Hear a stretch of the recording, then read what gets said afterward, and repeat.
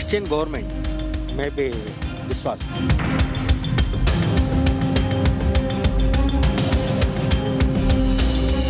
ये हिंदू राज्य में ऐसा काम करना बहुत गलत है।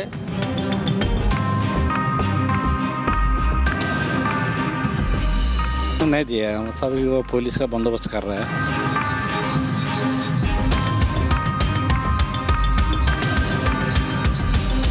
पुलिस ने बंदोबस्त किया, हम ऊपर दर्शन के लिए जाने के नहीं दिया।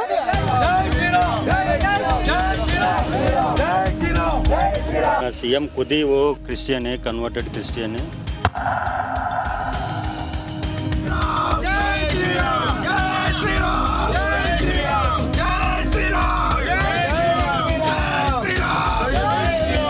जुबान पर जय श्री राम का जय घोष और आंखों में आक्रोश।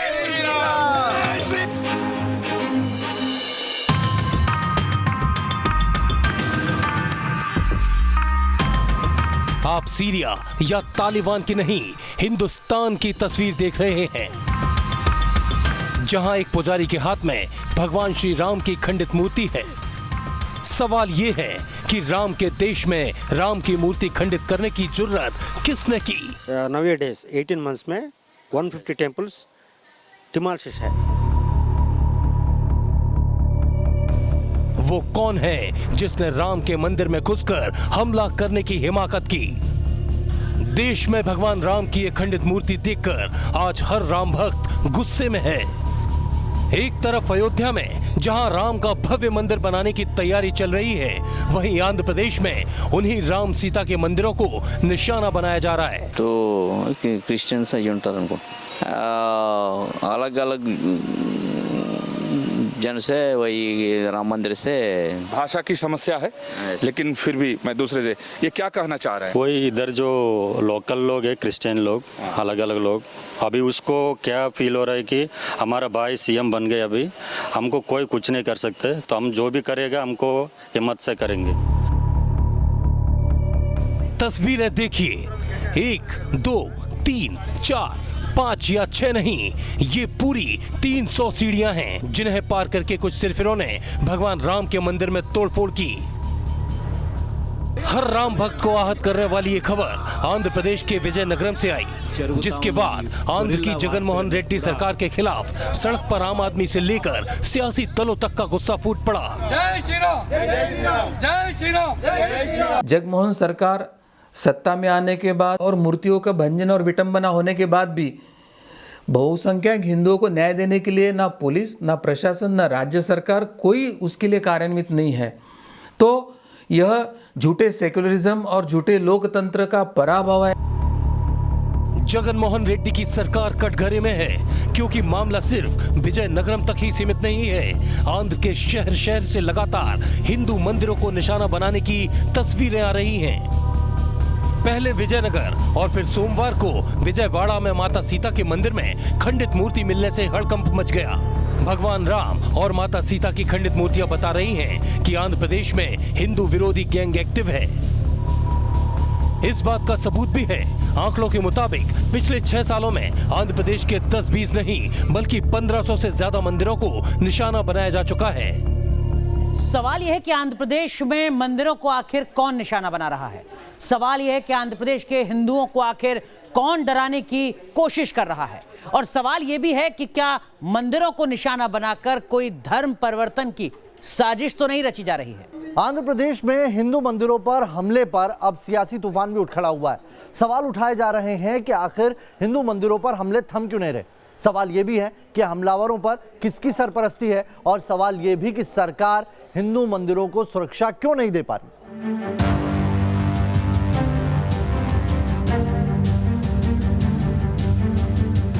नेशन इन्वेस्टिगेशन में आज हम इन्हीं तमाम सवालों की पड़ताल करेंगे।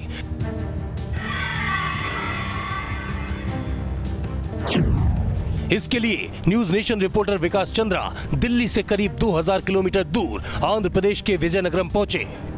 आंध्र प्रदेश के विजयनगर जिले का ये राम तीर्थ गांव है, और राम तीर्थ गांव का वो राम मंदिर जहां मूर्ति को तोड़ दिया गया इसी पहाड़ी के ऊपर है।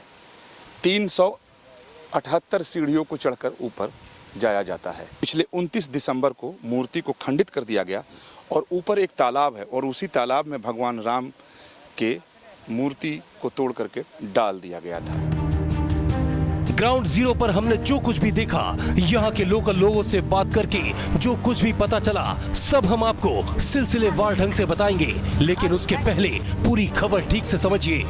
हाल ही में आंध्र प्रदेश के विजयनगरम में राम तीर्थम पहाड़ी पर बने 400 साल पुराने मंदिर को निशाना बनाया गया। यहाँ कोदंड मंदिर में स्थापित श्री राम की मूर्ति खंडित मिली। 400 साल पुराने मंदिर पर हमले की खबर राज्य में आग की तरह फैल गई, जिसके बाद बीजेपी और टीडीपी ने जगन मोहन रेड्डी सरकार के खिलाफ मोर्चा खोल दिया। राज्य के पूर्व सीएम चंद्रबाबू नायडू कोदंड राम मंदिर पहुंचे, जगन मोहन सरकार को इसके लिए जिम्मेदार ठहराया। मंदिर पर आंच आई तो बीजेपी ने भी आवाज बुलंद कर दी। बीजेपी ने चलो राम तीर्थम मार्च का ऐलान किया, लेकिन पुलिस ने बीजेपी के बड़े नेताओं को हाउस अरेस्ट कर इस मुद्दे पर सियासत को और गर्मा दिया।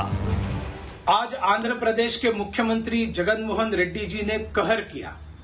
भारतीय जनता पार्टी जनसेना के कार्यकर्ताओं को राम तीर्थम जाने से फिर एक बार रोका और कहा सिर्फ 50 लोग जा सकते हैं। और मैं विशाखापट्टनम में आया हूं तो यहाँ मुझे जाने से रोका गया। मुझे ये नोटिस सर्व किया गया कि you can not go to Ram Tirtham. ये क्या हो रहा है? मंदिर पर हमले की आंच सीधे मुख्यमंत्री जगन मोहन रेड्डी के गिरेबां तक जा पहुंची। सरकार दलील दे रही है कि विकास के कामों से ध्यान भटकाने के लिए मंदिरों को निशाना बनाया जा रहा है। పొలిటికల్ గా జరుగుతా ఉన్న ఈ గొరిల్లా వార్ఫేర్ ను కూడా we need to tackle that situation. ప్రభుత్వానికి పోలీస్ డిపార్ట్మెంట్ కు కావాలని చెప్పి చెడ్డ పేరు తీసుకొచ్చే కార్యక్రమం, మంచి పథకాలు ప్రజల్లోకి వెళ్లకుండా పబ్లిసిటీని డైవర్ట్ చేయాలి అని దుర్మార్గ బుద్ధితో చేసే ఆలోచనతో చేస్తా ఉన్న దుర్బుద్ధితో వచ్చే కార్యక్రమాలు। एक तरफ सरकार दलील दे रही है, लेकिन दूसरी तरफ डैमेज कंट्रोल में भी जुटी है, जिसका सबूत है ये तस्वीरें जिसमें मुख्यमंत्री जगन मोहन रेड्डी 9 मंदिरों का शिलान्यास करते नजर आ रहे हैं। जगनमोहन की इस कवायद पर सवाल भी उठाए जा रहे हैं, लेकिन उससे पहले हम आपको थोड़ा आंकड़ों के जरिए बता देते हैं कि किस तरीके से आंध्र प्रदेश में हिंदू मंदिरों पर निशाना साधा गया है। तो देखिए, साल 2015 में 290 मंदिर तोड़ने की खबरें सामने आती है। साल 2016 में यह आंकड़ा और बढ़ जाता है, 332 मंदिर तोड़े जाते हैं। इसके बाद 2017 देखेंगे आप तो भी इक्विवेलेंट रहता है, 300 से ज्यादा मंदिर साल 2017 में भी तोड़े गए। 2018 में 267 मंदिरों को निशाना बनाया गया, तो 2019 में बढ़कर 305 मंदिर ऐसे थे जिन्हें तोड़ा गया, और वहीं 2020 में 228 मंदिरों को निशाने पर लिया गया। इसीलिए ये सारे सवाल विपक्ष उठा रहा है।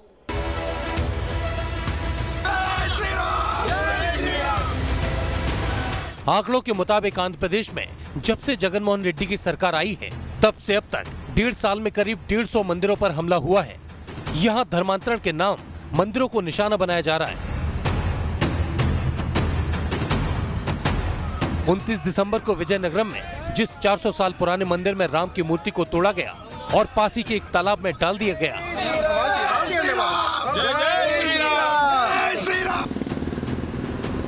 उसके इनसाइड इन्वेस्टिगेशन के लिए न्यूज नेशन की टीम ग्राउंड जीरो की तरफ चल पड़ी, जहां हमें पता चला कि यहां कैसे रोम रोम में राम बसते हैं। आंध्र प्रदेश के विजयनगर जिले का ये राम तीर्थ गांव है, जो जिला मुख्यालय से लगभग 25 किलोमीटर की दूरी पर है।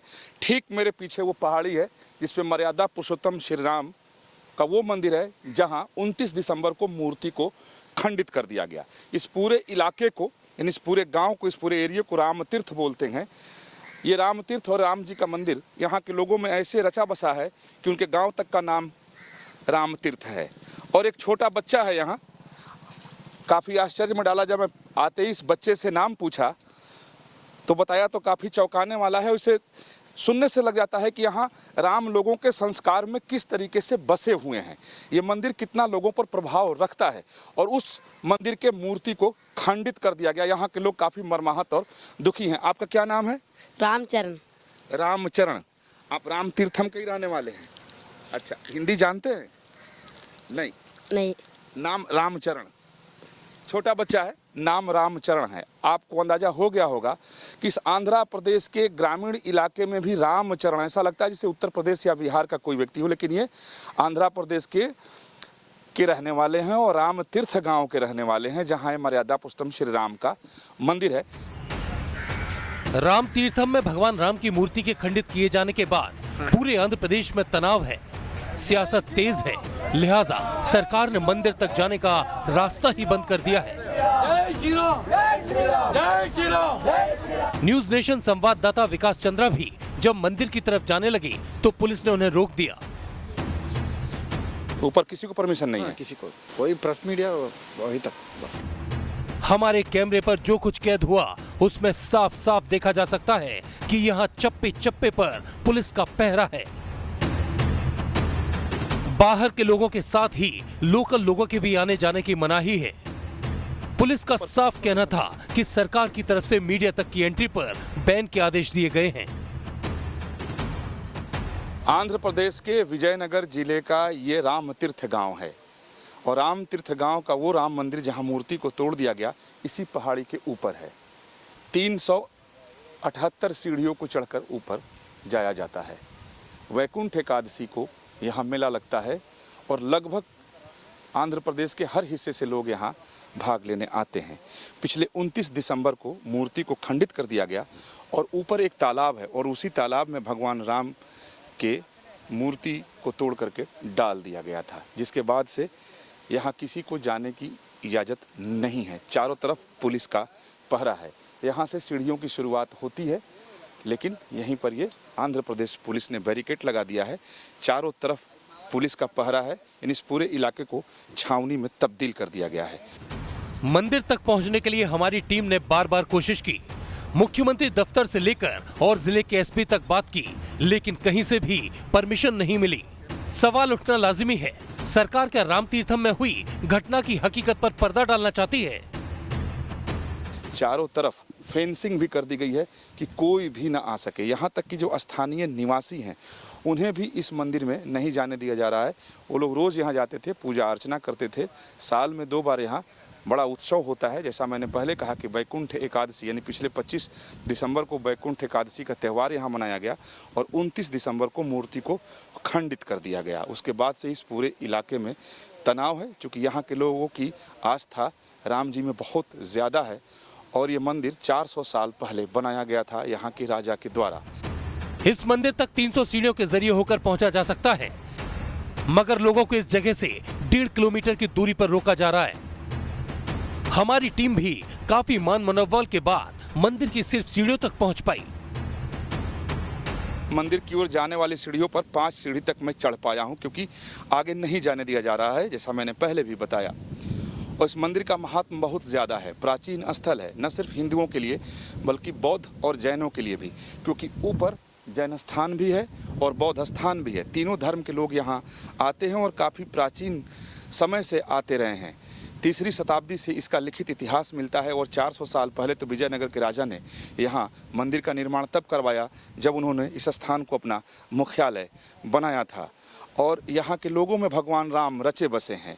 हर दूसरे तीसरे व्यक्ति का नाम राम जी के नाम पर है। कोई रामचरण है, कोई राम नायडू है, कोई राम राव है, इस तरह के नाम यहाँ मिलते हैं। और जितने आसपास के ज़मीन हैं वो सब मंदिर की ज़मीन है। स्थानीय लोग इस पे खेती करते हैं, मंदिर ने उन्हें दिया है। लोग खेती करते हैं और अन्न का एक हिस्सा मंदिर में भगवान राम के चरण में जाकर चढ़ाते हैं। मूर्ति खंडित होने के बाद से ही लोग बहुत आहत हैं। यहाँ तक कि यहाँ जो पुलिस वाले तैनात हैं उनसे भी जब हमारी बात हुई तो वो लोग भी कहे कि इससे वो बहुत दुखी हैं। आखिर कौन से वो लोग हैं जिन लोगों ने इस मूर्ति को खंडित किया। राम तीर्थम मंदिर में जो कुछ हुआ उसके बारे में ना तो पुलिस और ना ही यहाँ के स्थानीय निवासी ज्यादा बात कर रहे हैं। जिस तरह से यहाँ पहरा बैठाया गया है उससे साफ है कि सरकार काफी कुछ छुपाना चाहती है। बहरहाल राम तीर्थ गांव का नाम जिस मंदिर पर पड़ा है उस मंदिर में भी हमारी टीम पहुंची। रिसेंटली जो हुआ था, ये जो ऊपर का जो राम मंदिर का जो आइडल, राम का जो आइडल तोड़फोड़ किया था, वो आसपास में मैं इधर बगल वाला गांव से एक हमको मैसेज ऐसा मिला कि इधर आसपास में जो कुछ लोग कन्वर्टेड क्रिश्चियन लोग हैं वो 25 तारीख को क्रिसमस का टाइम पे ऐसे वो चैलेंज कर रहा है कि हम लोग ये करेंगे, आपका भगवान क्या करने वाला, ऐसा टाइप का डिस्कशन निकला था। तो वो लोग शायद इधर आसपास में राम तीर्थ के आसपास में भी ये लोग उस रात को पहरा किया हुआ है। तो ये लोकल लोग बोलने का कहने के मुताबिक ऐसा है कि शायद वो लोग भी गया हुआ, इतना मतलब कुछ आधार भी नहीं मिला था जो करने के बाद 25 दिसंबर से ही इन्होंने षड्यंत्र करना शुरू कर दिया। एग्जैक्टली ऐसा ये लोकल लोगों के कहने के, कल से परसों से मैं इधर ही घूम रहा था, तो वो लोगों के कहने मुताबिक कहने का वही था। आपका शुभ नाम क्या है? वेंकट शिवनारायण। वेंकट शिवनारायण जी, ये जो मामला हो रहा है आंध्र प्रदेश में, एक के बाद एक सैकड़ों मंदिरों को निशाना बनाया गया, तमाम भगवान की मूर्तियों को खंडित कर दिया गया। ये जो भगवान राम की मूर्ति खंडित की गई, ये कौन से लोग हैं? इसमें गवर्नमेंट है very irresponsibility. 150 temples are nowadays, so 18 months now 150 devalis is the demolished. यहाँ हमारी पड़ताल में पता चला कि ऊपर जिस मूर्ति को तोड़ा गया है उस मूर्ति को यहाँ से ले जाकर उसकी प्राण प्रतिष्ठा की गई थी। यहाँ आए कुछ श्रद्धालुओं से बात की तो हमें इस घटना के बारे में हैरान करने वाली जानकारी मिली। आप भी सुनिए। और एक राम मंदिर का उद्यम आने का संभावना ये गवर्नमेंट कर रहा है। जैसे हम लोग अभी अयोध्या में राम मंदिर का पुनरावास कर रहे हैं, वो सब हम लोग 400 साल का लड़ाई करके कर रहे हैं। अभी सेम उसी टाइप का सेम राम आइडियल का अपमान किया हुआ इधर, और एक राम अयोध्या टाइप का वो उद्यम आने का संभावना ये गवर्नमेंट कर रहे हैं। गवर्नमेंट का जो इतना मंदिर का अपमान कर रहे हैं, जैसे रिसेंटली उधर रथ जो है उसको जला दिया था, बाद में उधर अपना अरेस्ट नहीं किया। अभी तक कोई भी एक भी अपराध को अरेस्ट नहीं किया। जैसे 15 मंदिर को करीबन वो लोग तोड़फोड़ किया हुआ है। अभी तक ये गवर्नमेंट ने एक अपराधी को भी अरेस्ट नहीं, दाखिला नहीं, कुछ भी नहीं है सर। सुना आपने, लोगों का सीधा आरोप है कि राज्य में ईसाई जो चाह रहे हैं वो कर रहे हैं। ईसाई लोग ही लगातार मंदिर पर हमले कर रहे हैं क्योंकि मुख्यमंत्री क्रिश्चियन हैं। इतना ही नहीं, राज्य के तमाम अहम पर ईसाई समुदाय के लोगों को दिए गए हैं। पुलिस रिकॉर्ड की माने तो पिछले 19 महीनों में 124 मंदिरों पर हमले हुए हैं और 8000 से ज्यादा लोगों की शिनाख्त की गई है, लेकिन कार्रवाई नहीं की जा रही। सवाल यही है कि हिंदुओं की बहुसंख्यक आबादी होने के बाद भी आखिर मंदिर निशाने पर क्यों हैं? आइए आगे बढ़े, उससे पहले जल्दी से आपको आंध्र प्रदेश में किस तरीके से जाति गणित और धर्म गणित है वो थोड़ा सा समझा देते हैं आंकड़ों के जरिए। हिंदू आबादी 80% वहां पर है, वहीं मुस्लिम आबादी की बात करें तो आंध्र प्रदेश में धर्म समीकरण 8% मुस्लिम आबादी की बात कहता है। ईसाई आबादी यहां पर महज 1.39% है, वहीं सिख आबादी 0.03% है, बौद्ध आबादी 0.03% है और जैन आबादी 0.05% के लगभग। सियासत अपनी जगह है, लेकिन आंध्र प्रदेश में राम मंदिर को जिस तरह से खंड खंड किया जा रहा है वो मामला अपने आप में बेहद संवेदनशील है। न्यूज नेशन ने जो इन्वेस्टिगेशन किया उसमें ये बात निकलकर सामने आई कि विजयनगरम में राम की मूर्ति खंडित की गई। इस मामले पर पर्दा डालने की कोशिश भी की जा रही है क्योंकि मौके पर किसी को नहीं जाने दिया जा रहा। इसमें लोग सरकार पर सवाल उठा रहे हैं। इस मामले पर अब सियासत भी तेज हो गई है। विजयनगरम से विकास चंद्रा की रिपोर्ट, न्यूज नेशन।